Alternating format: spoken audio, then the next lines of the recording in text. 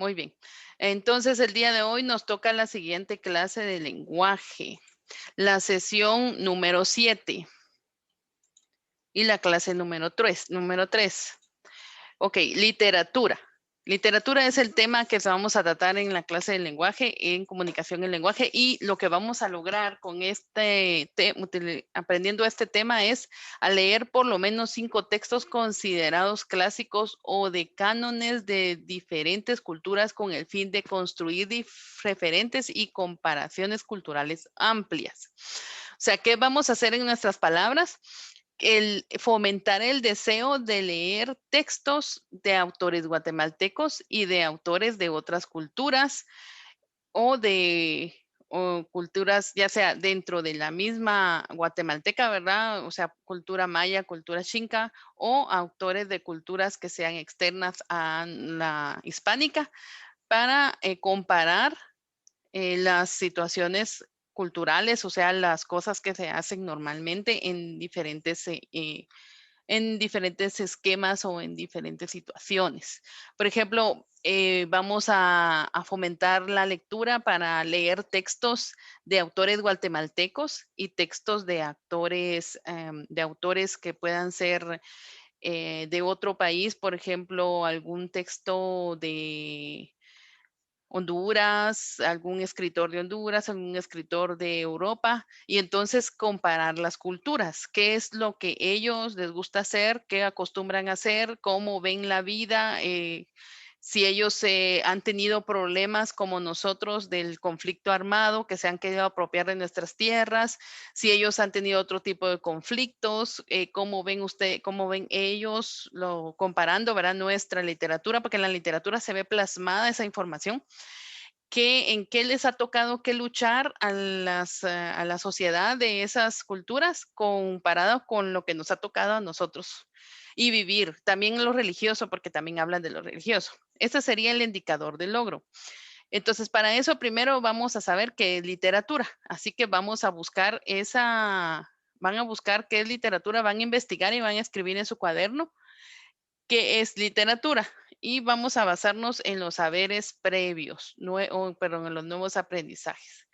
Solo voy a hacer un poquito más grande para que lo podamos leer si ustedes quieren desde su pantalla. Dice, nuevos aprendizajes. En Guatemala existen, solo déjenme mover acá, porque existen escritores, ya está Dayana entrando. Existen escritores reconocidos como Miguel Ángel Asturias, José Milla y Vidaurre, Mario Monteforte Toledo y otros más. Sus obras conforman la literatura hispanoamericana, así como también la conforman escritores de otros países como Mario Vargas Llosa, Gabriela Mistral, Rubén Darío, Pablo Neruda y otros. O sea, estas personas que se nombran al final no son guatemaltecos y los que se nombran al principio sí lo son. Miguel Ángel Asturias creo que es lo que más, los libros de él son los que más hemos leído, ¿verdad? Por ejemplo, yo leí El pájaro serpiente, donde habla, si ustedes se recuerdan, espero que lo hayan leído, habla sobre nuestras selvas, sobre nuestra flora y fauna, que es lo más bonito que tenemos, es de las cosas más bonitas que tenemos en Guatemala.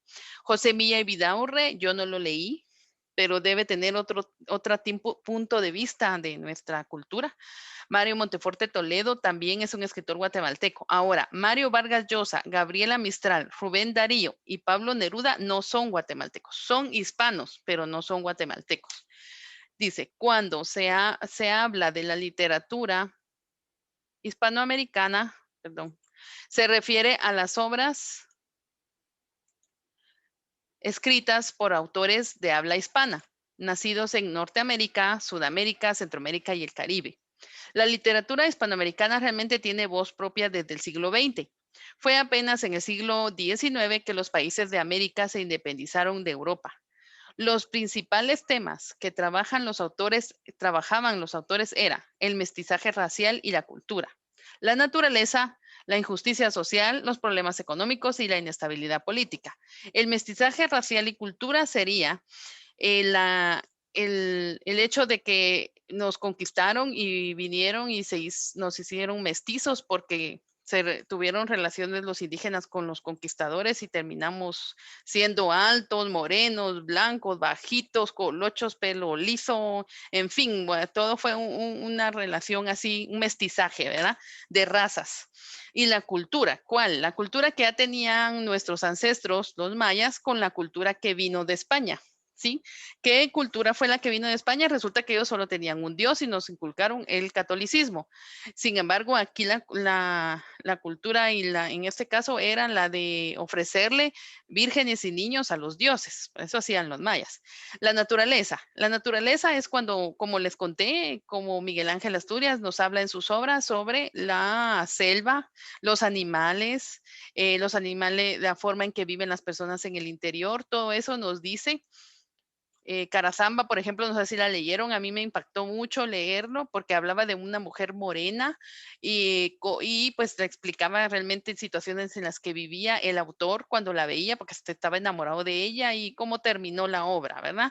Era una mujer que vivía en las orillas porque como era morena, pues tenía que haber vivía en Izabal y parte de Petén. La injusticia social, los problemas económicos y la inestabilidad política. Injusticia social, ¿a qué le llamamos? Es como cuando es injusto que una persona que trabaja 12 horas no tenga los beneficios de una persona que trabaja 8 horas. O es injusto que yo haya nacido en una familia pobre y fulanito y menganito haya nacido en una familia de cierto nivel económico, donde esa persona tal vez no tenga que trabajar para comer y para vivir bien, mientras que yo sí lo tengo que hacer. O es injusto que yo tenga que buscar a el servicio social o los hospitales, mientras que otras personas pueden tener mejores opciones para tener salud. Los problemas económicos. Los económicos son de que no encuentro trabajo aunque tengo mi profesión. Tengo que estudiar entonces en la U para encontrar un trabajo o no encuentro trabajo porque vivo en una área que está mal vista por la sociedad. La inestabilidad política. La inestabilidad política es que todos se roban el dinero, no podemos confiar en nadie, llegan hasta el poder solo a vender al país y terminan yéndose a vivir a islas y olvidándose de que también ellos son guatemaltecos, ¿verdad? Entonces, estas son temas que ellos están tocando en la literatura. Hispanoamérica. Al parecer, como es Hispanoamérica, los mismos problemas casi estamos viviendo todos los hispanos, tanto los de Norteamérica como los de Centroamérica como los de Suramérica. También en Guatemala existen escritores y poetas de renombre que han dado vida a la literatura guatemalteca y su historia, como Manuel de Jesús Salazar, Humberto Acabal, Pedro Uz y otros. Ellos que han hecho son autores y poetas que han dado vida a la literatura guatemalteca y su historia. O sea, ellos se dedican más a hablar de la historia. Si se dan cuenta, Humberto Acabal tiene un apellido maya, entonces ellos han de hablar mucho de los pueblos mayas y cómo es que ellos han vivido y les inculcaron valores. Pedro Uz también tiene un apellido maya, entonces ellos deben de tener más énfasis en esa parte de la cultura. Quienes han estudiado la cultura maya de manera profunda para conocer su origen y forma de vida, es lo que les decía. Veamos en el ejemplo de un fragmento escrito por el escritor guatemalteco Cardosa y Aragón en el 2014, en su libro titulado Guatemala, las líneas de su mano, en donde el autor hace referencia a la descripción de un lugar. Oriente es tierra árida, en parte, con excepción de pequeños valles, con precipitaciones pluviales que convergen en las cuencas de ríos que desembocan en el sur, en el Pacífico o en el noroeste. El Atlántico. El ganado es abundante, también la explotación de maderas, de la sierra, de las minas. Maíz, frijol, caña de azúcar, tabaco, arroz y café en las tierras mejores. Hacia la costa del Pacífico, además de los frutales que crecen en Las Vegas, forman la economía de la región. Cuando yo leí eso, ¿qué pasaba por su mente? No sé si han viajado ustedes en carro o en bus o con la familia cuando van al puerto o cuando van a Zacapa, Jutiapa o si van a la frontera. Se pueden ver los valles donde tienen vacas, donde tienen todo ganado. Se pueden ver donde están las plantaciones de frijol, de maíz, de caña, de tabaco, de arroz, de café, se ven muy bien ahí. Se pueden ver donde hay, a veces nos paramos, no sé si a alguna de ustedes les ha pasado, que vamos en el carro con la familia y alguien conoce donde hay un nacimiento de agua y hay un pequeño río y se bajan a bañarse o a ver, ¿verdad? Disfrutar el agua fría, fresca que sale del monte que tiene ahí sus nacimientos. Todo eso es lo que está hablando el autor Cardosa y Aragón en el libro Guatemala, las líneas de su mano. O sea que usted, sin tener que viajar, leyendo este libro, usted puede conocer Guatemala, imaginándose lo que está él mencionando en sus líneas. El mismo autor describe el volcán de agua en la misma obra, pero involucra sentimientos en esa descripción. Dice, si supieras cuánto te quiero, volcán de agua. Si supieras cómo la infancia me sostiene desde que ambos tuvimos un solo corazón de mito. El agua de tu nombre eché mis barcas infantiles, compartiendo con el sabio pez tierra y con vosotros cadáver de rostros, murciélago de la muerte, búho de Xibalbá, el pedernal nos rasgó el pecho sobre la piedra de sacrificio. Perseguíamos la misma mariposa de obsidiana, y izábamos la misma cometa y estando muy lejos me ha bastado entrecerrar los ojos para sentir tu suave aliento, parsimonioso como si apenas respirases. ¿De qué está hablando? Está hablando del volcán. Él cree con el volcán, o sea, a la par del volcán, en las faldas del volcán, tuvo todas estas experiencias y ahora por lo que él menciona está lejos de ahí porque lo recuerda con tristeza porque ya no lo está viviendo. Dice, izábamos, o sea, algo que pasaba. Esa cometa, estando muy lejos, me ha bastado en ser, está lejos, según lo que dice aquí, él está lejos. Entre cerrar los ojos para sentir tu suave aliento. Dice que él siente de nuevo esa experiencia que vivió en las faldas del volcán de agua, solo con cerrar sus ojos. O sea, eso podemos interpretar en su escritura. Él está hablando entonces de la naturaleza de Guatemala. Bueno, ejercitando de lo aprendido. Dice, después de la lectura realiza la siguiente actividad y anota en tu cuaderno. Van a ser el 1 y el 2, lo que ven ustedes en Miss, amarillo. disculpe, ¿Sí? ya pasó lista, disculpe, Miss. Si ya pasé lista, solo anóteme en el chat su nombre o presente y yo en un momento le pongo su asistencia. Ok, está bien, Miss, gracias. Bueno, normalmente, chicos, la lista la paso a las en punto o pasando 2 o 3 minutos de la hora. Entonces, si se atrasan por alguna razón, ya saben que sí, ya se pasó lista. En punto o en 5 y 5 lo más tarde. Dice entonces, ¿qué van a hacer? Escribe un breve relato, trae a tu mente un lugar de la comunidad, la ciudad o el país. Tú eliges, en el que logremos describir y llevar al lector a ese lugar tal como lo hace Cardosa Aragón. El reto es que debemos también involucrar sentimientos relacionados con el lugar que estamos describiendo. Entonces, usted se va a acordar en su niñez, si es que vivió en el interior en algún momento o en donde ahora vive, eran tiempos diferentes donde se podía salir sin problema de que algún sociópata los fuera a secuestrar o pudiera haber algún conflicto en la calle y yo termine metido en ese asunto, ¿va? En esos tiempos en los que usted podía salir y sentir el aire fresco de la mañana o de la tarde en medio de los senderos, a donde se iba a meter a buscar, qué sé yo, con sus amigos, a meterse a un río y a pescar y a ver los pescaditos o a ver los cangrejos, no sé, algo que le recuerde de su comunidad como lo escribió él, un fragmento. Entonces, que va a escribir un breve relato. Un breve relato podría ser un párrafo como el que está aquí, que él escribió, que son 1, 2, 3, 4, 5, 6, 7, son 7 líneas. Una de 5 líneas podría ser suficiente para que pueda expresar y si se emociona, pues mejor, ¿verdad? Entonces vamos a escribir 5 líneas del relato de algo que me recuerde una experiencia que haya vivido en la naturaleza, así como él lo explica aquí. ¿Ok? En el cuaderno. Trate de tomar en cuenta las comas, los puntos y que las palabras vayan con sus tildes y con mayúscula al inicio de la oración y con las expresiones de pregunta, como usted, si usted va a escribir preguntas. Por favor, que venga con todo correcto, bien escrito, ¿verdad?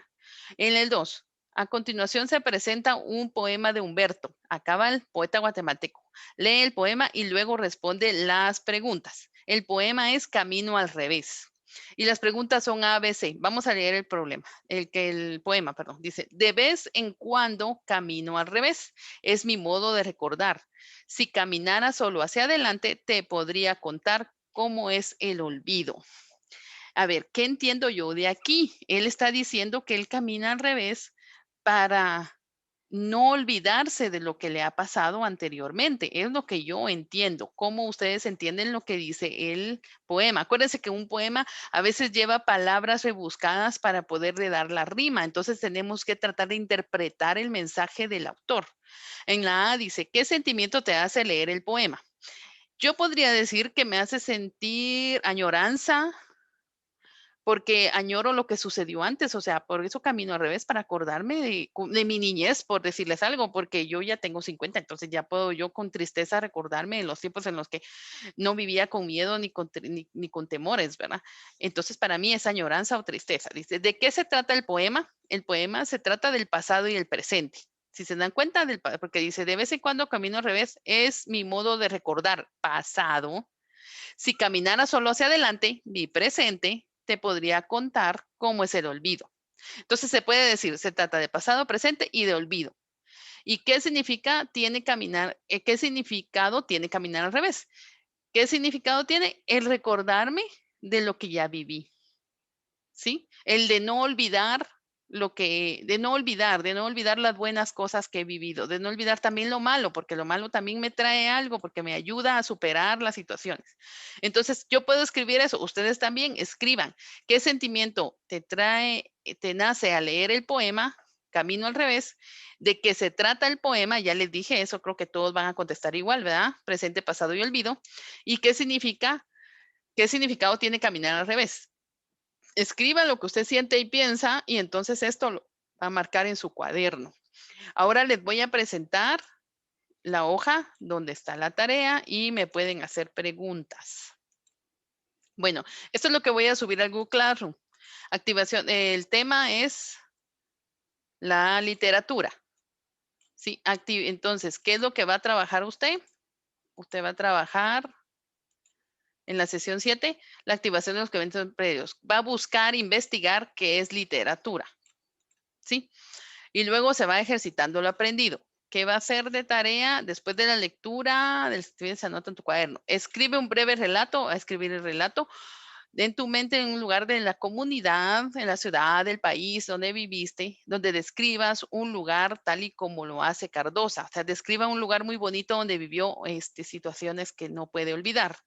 Incluso si quieren, pueden escribir algo de cuando la primera vez que se besaron con alguien, ¿verdad? O el primer beso, si es que ya lo vivieron alguno de ustedes. Y luego, o cuando andaban con sus hermanos o cuando estaban con un familiar que ya falleció, en fin, cosas así que su mente pueda expresar. 2, a continuación se presenta un poema, entonces en el poema usted contesta la primera, ¿qué sentimientos le trae? ¿Qué siente al leer el poema? Que ya vimos cuál es, ¿verdad? Donde dice que él camina al revés. A, B, ¿de qué se trata el poema? Y C, ¿qué significa, qué significado tiene caminar al revés? Entonces aquí está ya el poema, vean, aquí está el fragmento, eso lo voy a subir para que lo tengan a la mano. Y esta sería la tarea entonces. Y ahorita vamos a ver un video sobre la literatura de Guatemala y los autores. Y les tenía después un video sobre la patria del criollo. La patria del criollo, para los que van a seguir en la San Carlos solamente, porque en las demás universidades no se los enseñan, los van a poner a leer este libro. Este libro es prácticamente resumen de lo que nosotros somos ahora. Si a alguien le gusta leer y lo consigue, léalo. Es prácticamente la esencia de lo que usted, su papá, su mamá, todos sus ancestros y los que vienen son y van a ser. ¿Por qué somos así? ¿Por qué vivimos de esta manera? En este libro está todo eso. Entonces lo puede leer, pero ahorita vamos a ver este video. Solamente pregunto, ¿alguna duda acá de la tarea y del tema? No, Miss. Muy bien, entonces lo voy a presentar. Solo permítanme un momento, voy a dejar de presentar acá para poderme meter a YouTube y presentar el video y aprendamos un poco más sobre la literatura de Guatemala, los escritores, y si alguien decide ir a pedir un libro, buscar un libro en una biblioteca y leer, sería lo mejor que podría hacer para usted y la sociedad.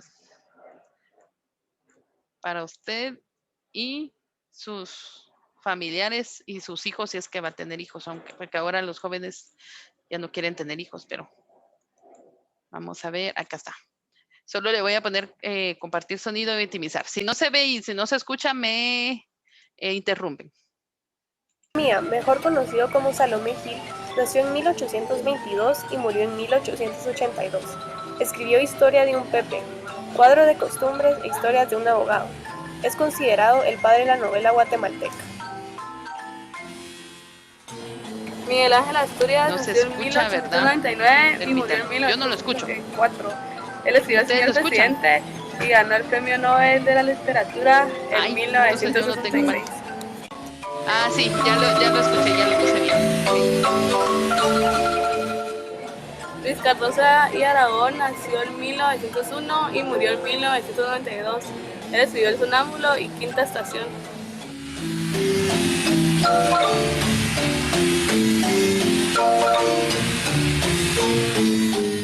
Mario Monteforte Toledo nació en 1911 y murió en el 2003. Es un novelista, poeta y cuentista. Escribió Entre la Piedra y la Cruz y ganó el Premio Nacional de la Literatura Guatemalteca. Augusto Monterroso nació en 1921 y murió en el 2003. Escribió obras completas y otros cuentos. Ganó el Premio Nacional de la Literatura. Julio Bielman nació el 18 de octubre de 1927. Graduado en Harvard University, escribió Los Enigmas de la Independencia. Arturo Monterroso nació el 28 de octubre de 1948, escribió La Mosca Dragón, La Ira Oculta y por esto ganó el Premio Novela de Guatemala. Virgilio Rodríguez Macal vivió desde 1916 a 1964. Escribió Carazamba, La Mansión del Pájaro Serpiente y Guayacán. Angelina Acuña nació en 1905 y murió en el 2006 y escribió Canto de Amor en Latitud Marina. Alberto Cabal, un poeta que nació en 1952, estudió en la Universidad de San Carlos de Guatemala y escribió Cuando las piedras hablan.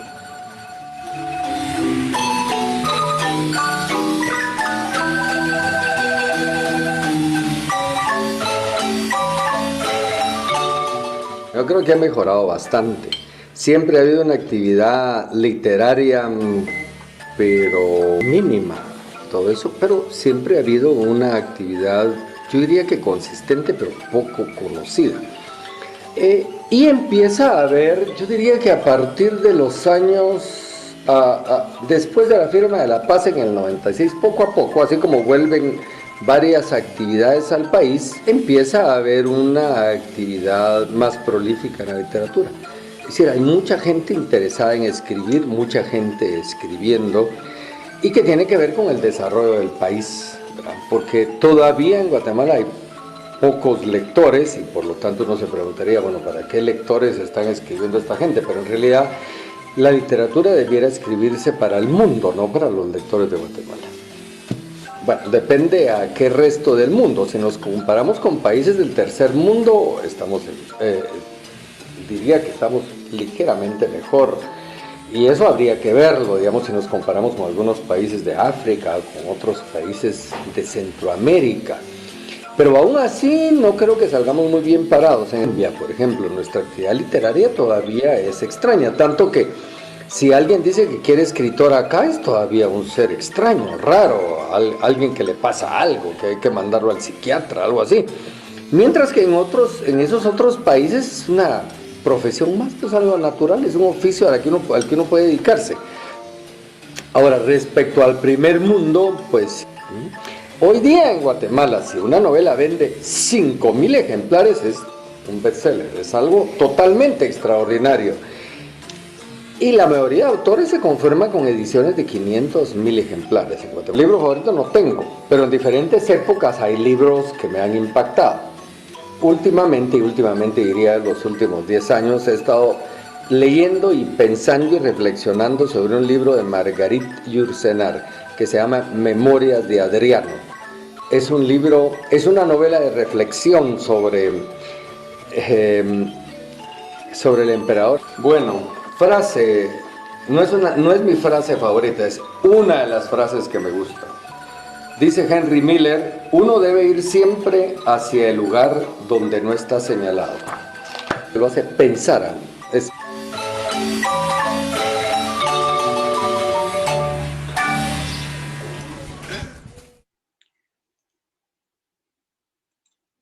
Ok, chicos. Ay, déjenme ver cómo me salgo de aquí. Ahí está. Entonces, como pueden ver, un grupo de estudiantes hizo esa investigación de plano para la clase de literatura y nos presentaron una lista de los escritores guatemaltecos. Pudimos ver fotos a qué se trataban y le hicieron una entrevista a un escritor que dijo que no estamos tan mal, a pesar de que nosotros no le damos tanto el valor a la literatura y no leemos tanto. Entonces, me da tiempo de presentarles una parte del libro que les recomendé que leyeran, que se llama La Patria del Criollo. Si quieren, vemos una parte así como para picarlos, ¿verdad? Y para los que pudieran pues, ir a conseguir el libro, voy a ver si yo lo puedo conseguir y lo vamos leyendo en cada clase, por lo menos un poquito, una línea, una hoja podríamos leer en cada clase. Voy a ver cómo lo logro hacer. Si yo lo consigo, yo no lo tengo, solo lo leí así rápidamente cuando estuve en la U.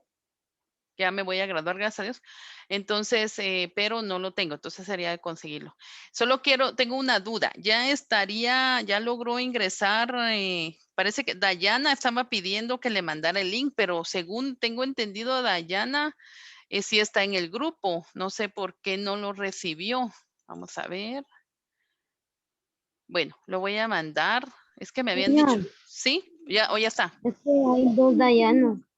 Sí, es Dayana o Dayana Godoy, creo yo, pero es que Dayana se salió o sea, no, ya no está en ese grupo, ya no tengo cómo mandarle. Y la otra Dayana de Cuarto Perito, no sé si es ella, o sea, lo voy a mandar aquí a yo creo que es que dice Dayana Cuarto Perito. Ahorita voy a verificar. Quisiera saber si entró al final Jorge Eduardo Fajardo. No. Va, entonces prácticamente solo él nos hizo falta el día de hoy. Y Dayana Xiomara. ¿Y Jamie ya entró? ¿De la Rosa? Ya. Ok. Disculpe. Ok, está bien. Entonces sí, ya estamos. Les voy a presentar, vamos a ver, nos quedan 5 minutos. Si logramos escuchar algo para picarnos, hacernos una idea, porque lo que yo conseguí aquí fue el resumen, ¿verdad? Entonces, solo para hacernos una idea, para que nos llame la atención, buscar ese libro y leerlo. Es uno de los libros que, como les digo, prácticamente si lo leemos, prácticamente nos estamos echando la historia de Guatemala en un solo libro. Estamos aprendiendo de Guatemala solo ahí, sin tanto cuento, ¿verdad? Guatemalteca, escrita en 1970 por Severo Martínez Peláez, la cual analizó la historia colonial de Guatemala desde el punto de vista marxista y marcó un antes y un después en el estudio de la historia de ese país centroamericano. Capítulo 1. Los criollos. Describe la crisis del terremoto de 1651 y la infancia de Francisco Antonio de Fuentes Guzmán, mencionando palabras de su abuela como las que no le permitía juntarse con los indígenas de la zona donde vivían. Se menciona también a los criollos nuevos de ese entonces, quienes procedían de España, y los criollos viejos de Abolengo, que eran los descendientes de los conquistadores españoles. Los españoles se consideraban superiores que los criollos, ya que España se encontraba en un estado económico muy rico a comparación de los criollos. Explica cómo la corona española empezó a premiar a los conquistadores, naciendo así el carácter feudal de la sociedad. Capítulo 2. Las dos Españas. Aquí nos empiezan a describir la enemistad entre españoles y criollos. Estos últimos insinuaban discretamente ciertas ventajas de los españoles sobre los criollos. Menciona en sus palabras Tomás Gage, afirmando que los criollos y españoles eran dos grupos de habitantes tan opuestos entre sí, como en Europa los españoles con los franceses. La privilegiada posición económica de los criollos se debían por aquellos que venían de padres conquistadores que habían tomado la tierra y sometido a los indígenas. La deformación de la conquista de Guatemala alcanzó su punto más alto, extremado y grosero en la forma de idealización que tomaba don Pedro Alvarado, en los cuales sus avisos consistían en enviar un mensaje a los indígenas antes de hacerles la guerra, y se tomaba como una formalidad legal enderezada a justificar la violencia y la esclavización de los indígenas como prisioneros. Por consiguiente, la encomienda y el repartimiento fueron dos instituciones muy importantes desde que nacieron, unidas hasta con el tiempo, separarse como la esclavización autorizada y legal.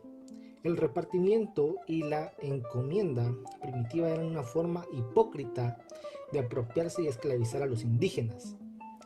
La voz más poderosa que defendió a los indígenas fuera de la orden religiosa de Santo Domingo y el emperador Carlos V, quien hizo reformas para abarcar leyes nuevas que protegieran de los abusos a los indígenas. Las leyes nuevas le asestaron un golpe terrible a la esclavización de los indígenas, como lo fue el mejoramiento de la condición de los indios y el mejoramiento de las entradas de la corona de España.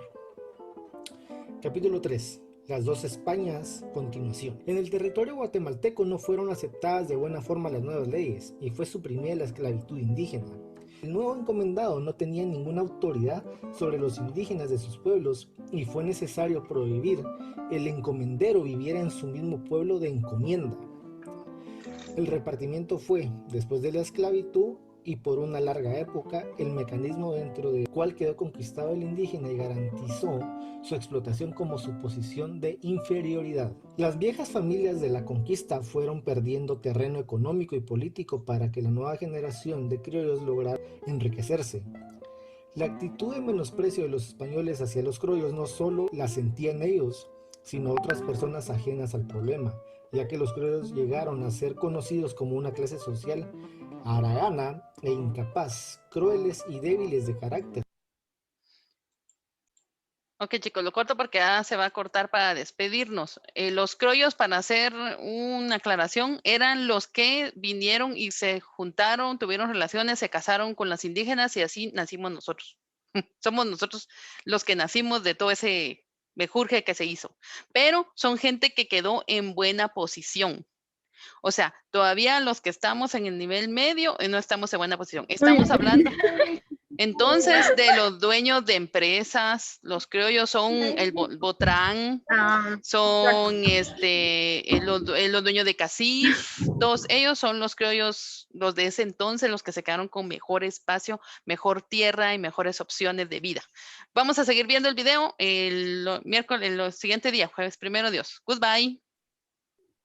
Dios mío, feliz tarde. Dios mío, feliz tarde. Dios mío.